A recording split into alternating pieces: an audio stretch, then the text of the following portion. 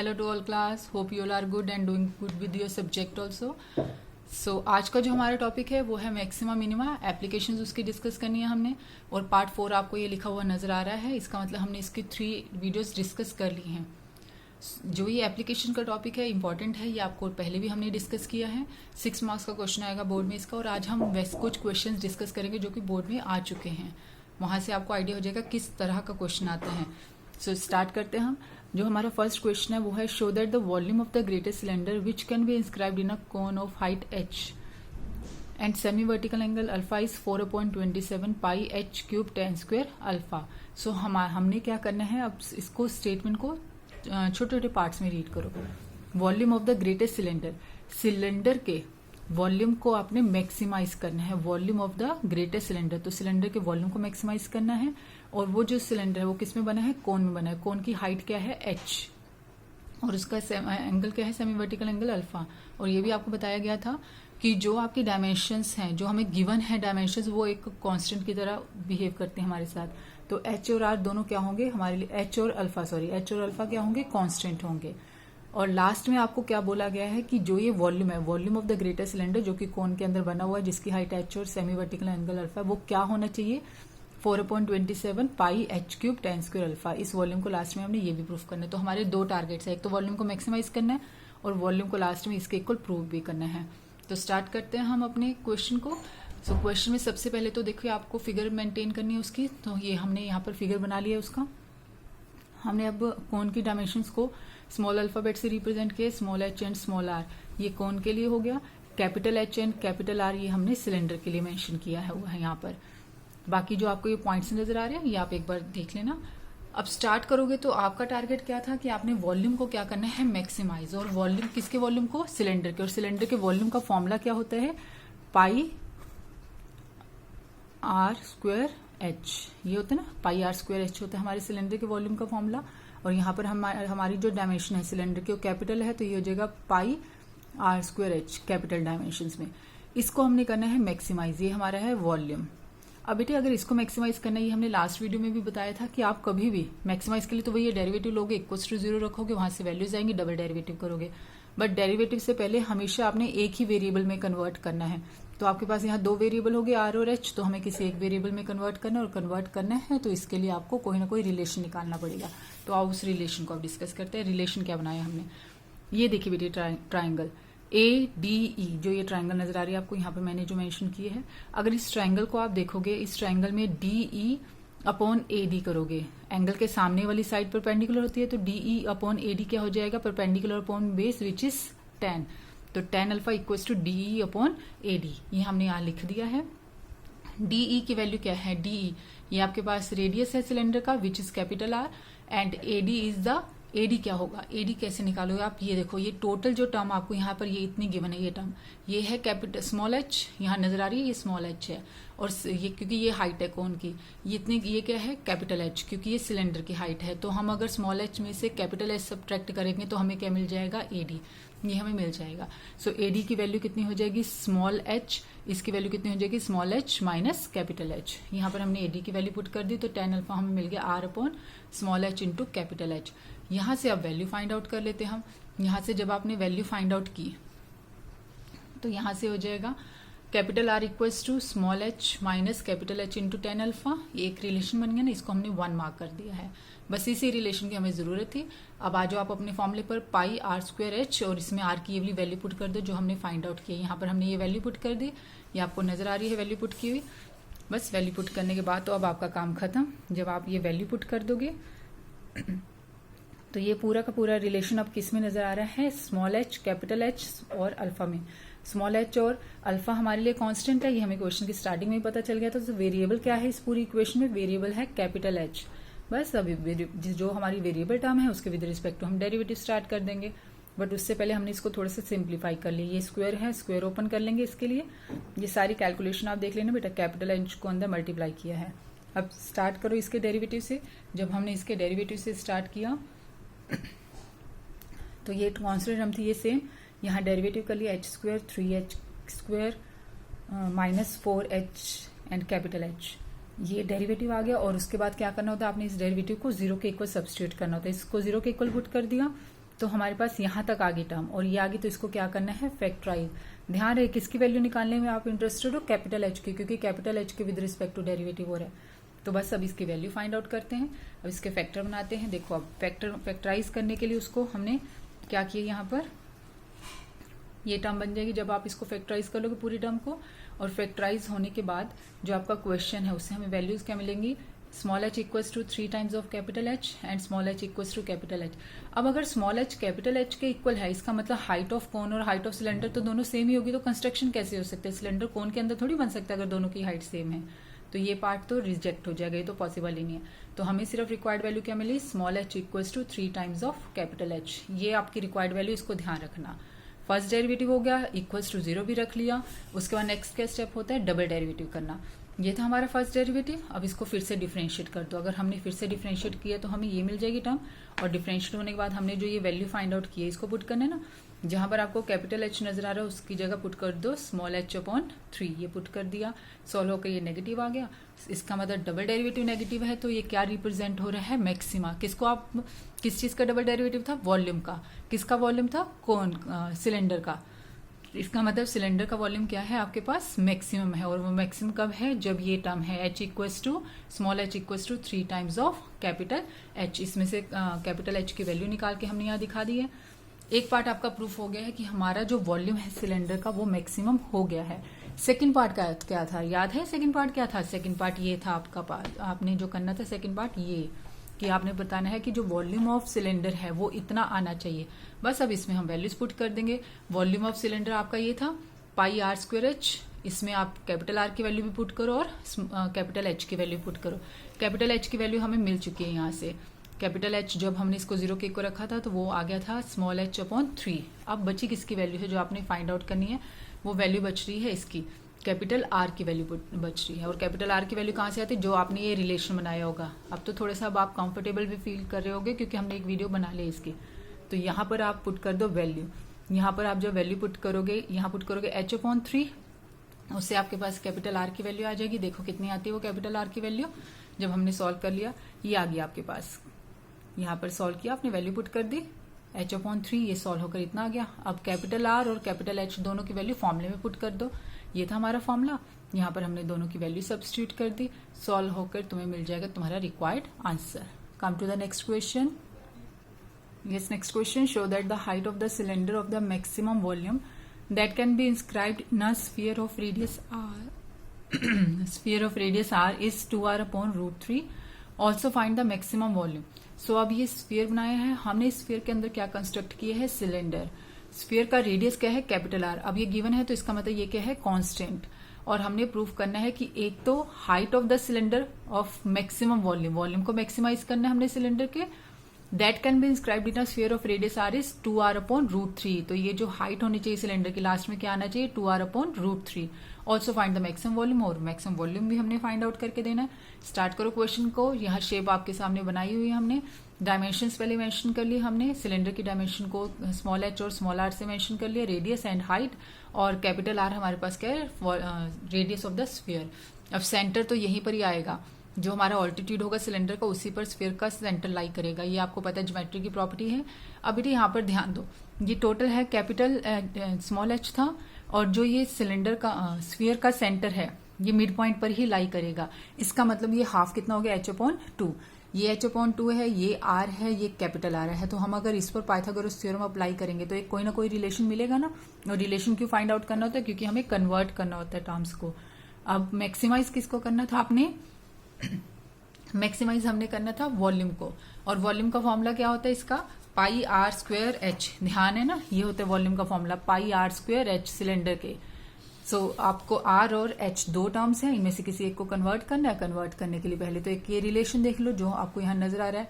सो अब जब आप इस रिलेशन के साथ मूव करोगे तो वो हो जाएगा, यहाँ पर पाइथागोरस थ्योरम जब आपने अप्लाई कर लिया, R square equals to H upon 2 R square plus small R square. यहाँ से वैल्यू आ गई आर स्क्वायर की। अब आप अपने इस फॉर्मूले में वैल्यू पुट कर दो, एच सेम रह जाएगा। तो ये पूरी की पूरी टर्म किस में नजर आ रही है अब आपको, ये इसमें सिर्फ एक ही वेरिएबल है which is small H. Capital R आपका कांस्टेंट है क्योंकि क्वेश्चन में आपको दिया हुआ है। बस उसके with respect of derivative start की बेटे आपने। जब आप डेरिवेटिव करोगे उस डेरिवेटिव को आपने क्या करना है, इक्वल्स टू 0 रखना है। ये हो गया डेरिवेटिव, उसको इक्वल्स टू 0 रखा, ये टर्म बन गई। यहाँ से आपके पास वैल्यू आएगी +-2/√3r। बट येस, क्योंकि हाइट नेगेटिव हो ही नहीं सकती इसलिए नेगेटिव साइन हमने लिखा ही नहीं उसमें। डेरिवेटिव आ गया। अब उस डेरिवेटिव को क्या करना है, डबल डेरिवेटिव एच की वैल्यू आ गई। अब उस एच की वैल्यू को कहाँ पुट करना है, डबल डेरिवेटिव निकाल कर। सो डबल डेरिवेटिव अब हमने निकाल लिया। ये फर्स्ट डेरिवेटिव था, इसको फिर से डिफरेंशिएट कर लिया। पाई सेम, r² कांस्टेंट है तो ये 0, 3 सेम और h² का डेरिवेटिव 2h। तो टोटल डेरिवेटिव हमारे पास ये रह गया। ये वैसे भी नेगेटिव आपको नजर आ ही रहा है, आप h की वैल्यू पुट करोगे तब भी ये कितना है, नेगेटिव। सो डबल डेरिवेटिव अगर नेगेटिव है इसका मतलब volume of the cylinder is maximum when h equals to 2r/√3। ये आपकी कंडीशन भी बन गई, क्योंकि आपने बताना था कि जो भी टर्म है तुम्हारे पास, जो आपकी हाइट है, हाइट लास्ट में कितनी आनी चाहिए थी, 2r/√3, वो आ गई है बेटे। लास्ट एक चीज ये बचती है कि आपने बताना है कि मैक्सिमम वॉल्यूम कितना है। वो मैंने यहाँ नहीं किया है, वो आपके पार्ट पर छोड़ा है। मैक्सिमम वॉल्यूम बताने के लिए क्या करोगे, बस h आपको मिल गया है, r आप पहले फाइंड आउट करोगे। ये है ना हमारे वॉल्यूम का फॉर्मूला, h मिल गया, r फाइंड आउट करना। और r कहाँ से फाइंड आउट होगा, इस रिलेशन से। आप यहाँ पुट करना वैल्यू, आप इस h की ये वाली वैल्यू आप यहाँ पुट कर देना। यहाँ पर बेटे ये टर्म में ना h की वैल्यू यहाँ पर पुट कर दीजिएगा आप, तो r² की वैल्यू भी आ जाएगी। ये सब कुछ in terms of capital R ही होगा, क्योंकि वो तो क्वेश्चन में गिवन ही है। तो आप h की वैल्यू 2/√3r यहाँ पुट करके कैपिटल R² निकाल लोगे, वो दोनों यहाँ पुट कर देना, r और h, तो आपको मैक्सिमम वॉल्यूम मिल जाएगा। Come to the next question. Yes, question. Find the maximum area of an isosceles triangle inscribed in the ellipse x² upon a² plus y² upon b² equals to 1 with its vertex at one end of the major axis. ध्यान से question को समझो, वो क्या कहना चाहते हैं। सबसे पहले तो वो हमें कहना चाहते हैं कि आपके पास जो ये इलिप्स है, इस इलिप्स में आपने एक आइसोसेलेस ट्राइंगल बनाई है। उस ट्राइंगल का एक वर्टेक्स मेजर एक्सिस के वन एंड को टच करता है, उसका एक वर्टेक्स मेजर एक्सिस के ऊपर है, मेजर एक्सिस के वन एंड को टच करता है। तो ये हमने कंस्ट्रक्शन, ये आपको इलिप्स नजर आ रहा है, ये हमने एक डॉटेड लाइन जो नजर आ रही है ना, वो है आइसोसेलेस ट्राइंगल। तो इसका एक वर्टेक्स यहाँ पर हो गया, ये जो ए नजर आ रहा है ये मेजर एक्सिस का एक एंड पॉइंट है, a0 -a0 0b 0 -b, वो हमें यहाँ से पता चल रहा है। अब इसमें हमने क्या यूज किया, इसमें हमने यूज किया है पैरामीट्रिक फॉर्म्स। इलिप्स के लिए पैरामीट्रिक फॉर्म्स क्या होती है, अगर आपने इलिप्स पर कोई भी एक जनरल पॉइंट लेना है, उसको पैरामीट्रिक फॉर्म में कैसे लेते हो, a cos theta and b sin theta, ये इलिप्स की पैरामीट्रिक फॉर्म में पॉइंट को लेने का वे है, a cos theta and b sin theta. ये तो फर्स्ट क्वाड्रेंट में है, तो वैसे हो गया। जो ये बी पॉइंट था फर्स्ट क्वाड्रेंट में था, बट ये सी कौन से क्वाड्रेंट में नजर आ रहा है आपको, फोर्थ क्वाड्रेंट में। First quadrant, second, third, fourth, तो सी हमें नजर आ रहा है फोर्थ क्वाड्रेंट में।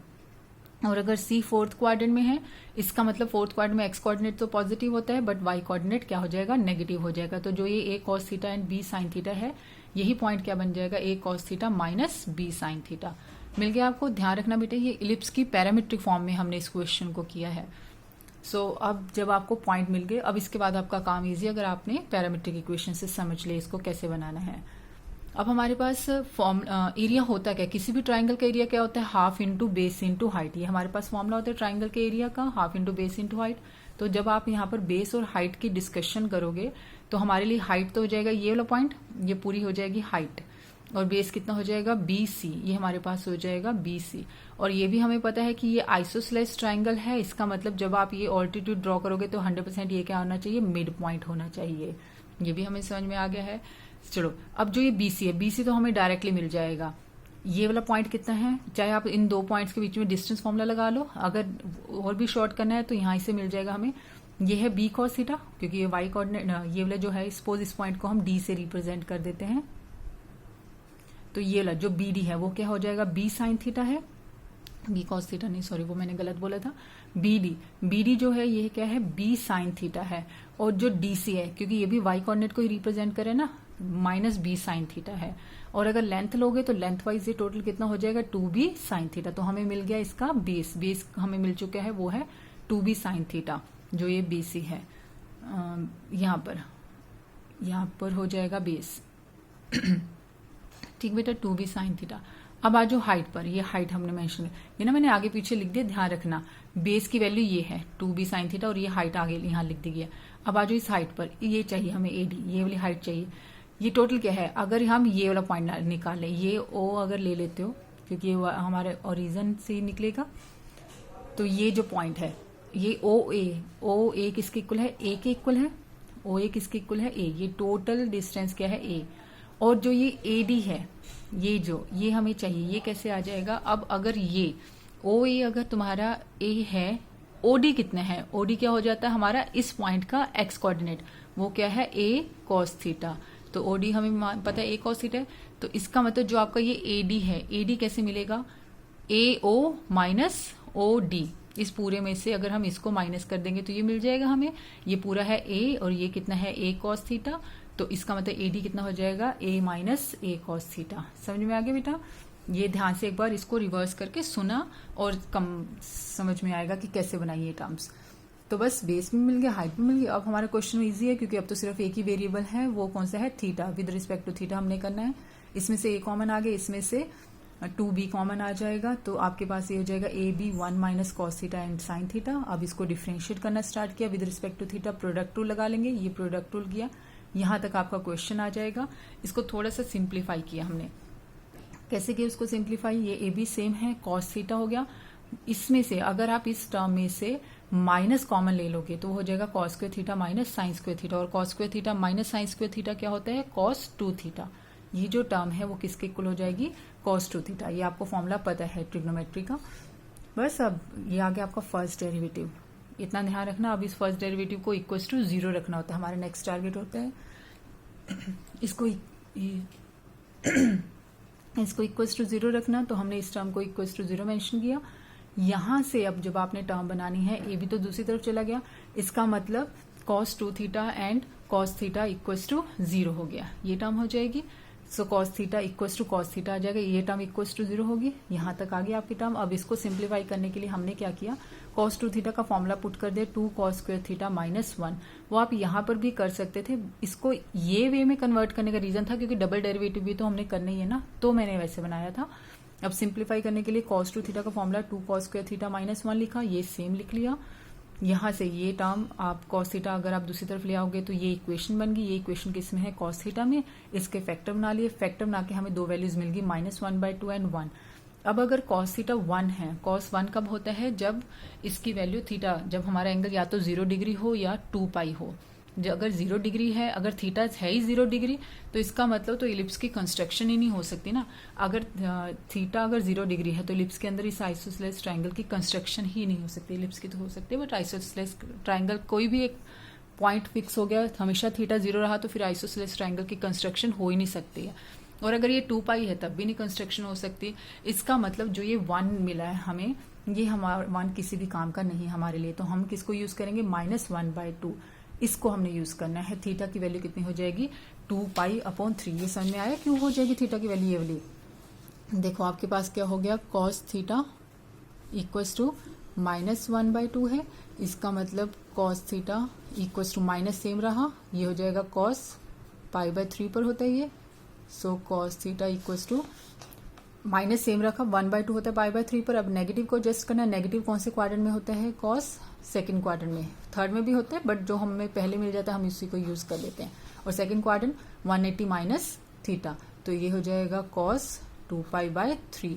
तो इसका मतलब थीटा की वैल्यू कितनी होगी, 2 π/3। यहां से हमने ये लिख दी। यहां तक समझ में आया, थीटा की वैल्यू मिल गई। अब हमारा नेक्स्ट टारगेट क्या होता है, फर्स्ट डेरिवेटिव आ गया, थीटा की वैल्यू भी मिल गई क्योंकि विद रिस्पेक्ट टू थीटा हो रहा था। तो अब डबल डेरिवेटिव में उसको पुट करके चेक करना है। सो बेटी ये आपका फर्स्ट डेरिवेटिव था, इसको फिर से डिफरेंशिएट किया हमने। सिर्फ इसको 2 थीटा में कन्वर्ट करने का रीजन ये था कि सेकंड डेरिवेटिव तुम्हें इजिली मिल जाए।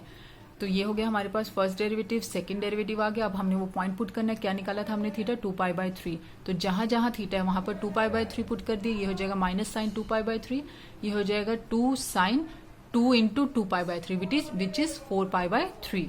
यहां तक आ गया। ए बी सेम रहा, minus sine 2 π/3 can be written as pi minus π/3, 2 sine same 4 pi can be written as pi plus π/3। ये हो गया। अब again pi minus second quadrant, in the second quadrant sine is positive, तो वो minus ही रह गया और पाई पर चेंज नहीं होने की वजह से साइन रह गया, रिमेनिंग एंगल π/3। ये क्या हो गया, pi plus third quadrant, in the third quadrant sine is negative, इसलिए माइनस बाहर आ गया। 180 पर चेंज नहीं होने तो वो साइन ही रह गया और रिमेनिंग एंगल π/3। वैल्यूज पुट कर लोगे, ये कितना हो गया -3 sin पाई बाय 3 हो गया, और वैल्यू पुट कर लोगे sin पाई बाय 3, sin 60 कितना होता है √3/2, तो सॉल्व होकर हो गया -3√3/2 AB।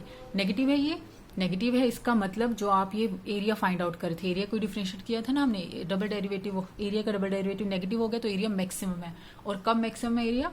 जब थीटा कितना है 2π/3। अब उस एरिया को हम फाइंड आउट भी करते हैं कि हमारा वो एरिया है कितना था area, half into base into height, और ये हमारा फॉर्मूला बना था। ये स्टेप से ये हमारा था, बेस मिल गया था हमें, ये बेस भी आ गया था और हाइट भी आ गई थी, तो उसमें ये सारी वैल्यूज पुट कर दी बेटे। अब जो थीटा तुमने निकाला था, कितना निकाला था हमने? 2π/3, जहां थीटा उसके प्लेस पर 2π/3 पुट कर दिया। सो कैलकुलेशन पार्ट है, उसको ध्यान से देखना, और सॉल्व होने के बाद आपका आंसर कितना हो जाएगा 3√3/4 AB। ये आपकी उस आइसोसेलेस ट्रायंगल का एरिया है जो कि आपने इलिप्स के अंदर कंस्ट्रक्ट की है, उसका एरिया मैक्सिमम है और उसका एक वर्टेक्स मेजर एक्सिस के एंड पर है। Come to the next question.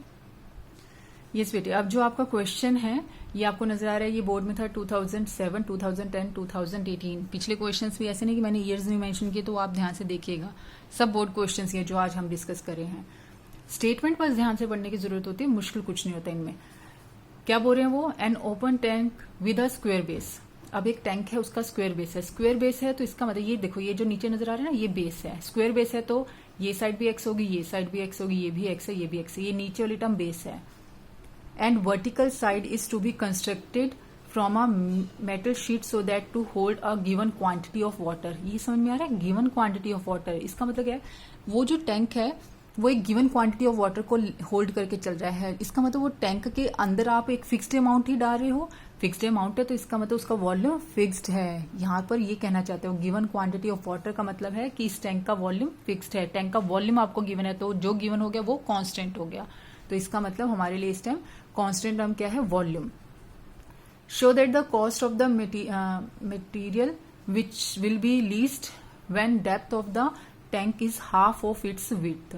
अब वो कह रहे हैं कि जो इसकी कंस्ट्रक्शन में जो कॉस्ट आई है वो कॉस्ट को आपने मिनिमाइज करना है। कॉस्ट का मतलब क्या हो गया? मेटल शीट से बने ना, इसका मतलब जो ये बनेगी आपके पास बेस है, उसके लिए उसके ऊपर कितनी मेटल शीट लगी है इन चारों साइड्स पर, क्योंकि ऊपर वाला टॉप तो है ही नहीं, तो एक तो बेस होगा और 4 साइड्स होंगी, एक साइड ये, एक साइड ये, एक साइड ये और एक साइड ये वाली। इन 4 साइड्स में जितना मटेरियल यूज होगा उसकी जो कॉस्ट है उसको मिनिमाइज करना है। और मटेरियल यूज हो रहा है जो चारों वॉल्स को, बेस को बनाने के लिए, इसका मतलब वो क्या कवर करके चल रहा है? सरफेस एरिया को, विदाउट टॉप। सरफेस एरिया को आपने करना है मिनिमाइज। जितना सरफेस एरिया मिनिमाइज होगा उतनी ही कॉस्ट मिनिमाइज हो जाएगी। तो आपको पता चल गया वॉल्यूम गिवन है और सरफेस एरिया क्या है? मिनिमाइज है। बस यहां से आ जाओ। अब हमने क्या ले लिया? विड्थ ले ली, और विड्थ और लेंथ को हमने एक्स से रिप्रेजेंट कर दिया, और हाइट को किससे ले लिया? वाई से। ये दोनों सेम होंगी क्योंकि स्क्वायर बेस है। हाइट हमारी अलग होगी, वो हमने ले लिया वाई। अब वॉल्यूम आपको गिवन था क्वेश्चन में, वो मैंने आपको बता दिया था। वॉल्यूम होता क्या है? Length into breadth into height, वो हो गया एक्स स्क्वायर इंटू वाई। ये गिवन है तो इसको हम यूज करेंगे। और हमने मिनिमाइज किसको करना था? सरफेस एरिया को। ये भी हम डिस्कस कर चुके हैं। सरफेस एरिया क्या होगा? सरफेस एरिया होगा बेस एक्स स्क्वायर और चारों वॉल्स का। अब देखो, अगर आप इस वॉल का जो सामने ये नजर आ रही है, इस वॉल का अगर फाइंड आउट करते हो, ये एक्स, ये वाई, तो एक तरह से ये क्या है? रेक्टेंगल है। रेक्टेंगल का एरिया कितना हो जाता है? X into Y. ये एक्स इंटू वाई है, इसके सामने वाला भी एक्स इंटू वाई, ये भी एक्स इंटू वाई, ये भी एक्स इंटू वाई। तो ये आपके पास कितने हो गए? 4x into Y. ठीक है, 4 वॉल्स का एरिया 4x इंटू वाई हो गया। और बेस वाले का एरिया कितना होगा? वो एक स्क्वायर है। चारों जो वॉल्स हैं वो है रेक्टेंगल की फॉर्म में, और जो नीचे है बेस वो स्क्वायर है, तो उसका एक्स स्क्वायर और चारों वॉल्स का 4 इंटू एक्स वाई। तो टोटल आपका सरफेस एरिया ये होगा, विदाउट टॉप है, ये याद रखना। उसका ऊपर हमने नहीं लिए टर्म्स को। बस अब यहाँ पर कन्वर्ट कर दो। यहाँ से आपको वाई की वैल्यू नजर आ जाएगी। एक वेरिएबल में बनाना है ना, वाई की वैल्यू कितनी होगी? v/x²। ये पुट किया आपने, ये बन गया। अब डेरिवेटिव ले लिया, डेरिवेटिव आपको आता है, उसको इक्वल टू 0 पुट कर दिया। 0 के इक्वल पुट करने पर हमें मिल गया x³ इक्वल टू 2v। इस रिलेशन को आप माइंड में रखो क्योंकि हमने डबल डेरिवेटिव में इसको पुट करना होता है। अब आज जो डबल डेरिवेटिव लेंगे, फर्स्ट डेरिवेटिव जो था वो था 2x - 4/x²। इसको मैंने ऐसे लिख लिया 2x - 4v/x² था। यस, तो हो गया 2x - 4v। x⁻² लिख सकते हैं उसको। डेरिवेटिव करने के लिए, समझाने के लिए सिर्फ ऐसे लिखा है। अब डेरिवेटिव कर लोगे इसका डेरिवेटिव 2 -4v सेम रहेगा, और x⁻² का डेरिवेटिव करोगे -2 आगे आ गया तो होगा +2 और x⁻³ -3। ठीक है, तो +2 और 4 मल्टीप्लाई होकर 8 हो गया। यहाँ पर ये कैलकुलेशन आप करके देखिएगा। अब इसमें पुट करनी हमने ये वैल्यू, जहाँ x³ है वहां पुट कर दो 2v।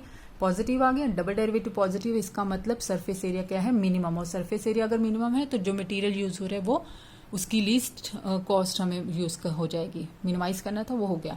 अब इसके बाद हमने ये चीज रह गई है जो हमने प्रूफ करनी है। सेकंड पार्ट है जो हमारे क्वेश्चन का, depth of the tank is half of its width.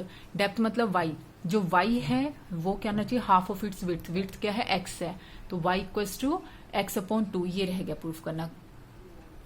So surface area minimum हो गया, कॉस्ट को हमने लीस्ट कर लिया है क्योंकि, और वो कब हुए, जब x³ किसके इक्वल है, 2v के। ये हम प्रूफ कर चुके हैं। अब बचा क्या था, सिर्फ हमने प्रूफ करना कि height equals to half of the depth.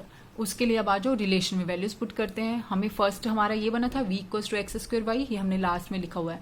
और जब हमने डेरिवेटिव को इक्वल्स टू 0 प्रूफ किया था, फर्स्ट डेरिवेटिव को, वहां से रिलेशन क्या आया था, x³ इक्वल्स टू 2v, वो हमारा रिलेशन था। थोड़ा सा पीछे जाके देखिएगा बेटा, रिवर्स करके आपको नजर में आ जाएगा। तो यहाँ पर v की वैल्यू पुट कर दो, x³/2 वाली पुट कर दी, ये बना था रिलेशन। देखो x³ इक्वल्स टू 2v, ये हमें मिला था जब हमने डेरिवेटिव को इक्वल्स टू 0 रखा था। तो यहाँ से v की वैल्यू कितनी होगी, x³/2, वो हमने यहाँ सब्स्टिट्यूट कर दी। और ये टर्म एज इट इज में है, कैंसिल कर लोगे तो y कितना हो गया, x/2। इसका मतलब height is half of the width. यहाँ पर ये क्वेश्चन भी कंप्लीट। अब जितने क्वेश्चंस आज हमने डिस्कस किए हैं सब बोर्ड क्वेश्चंस हैं।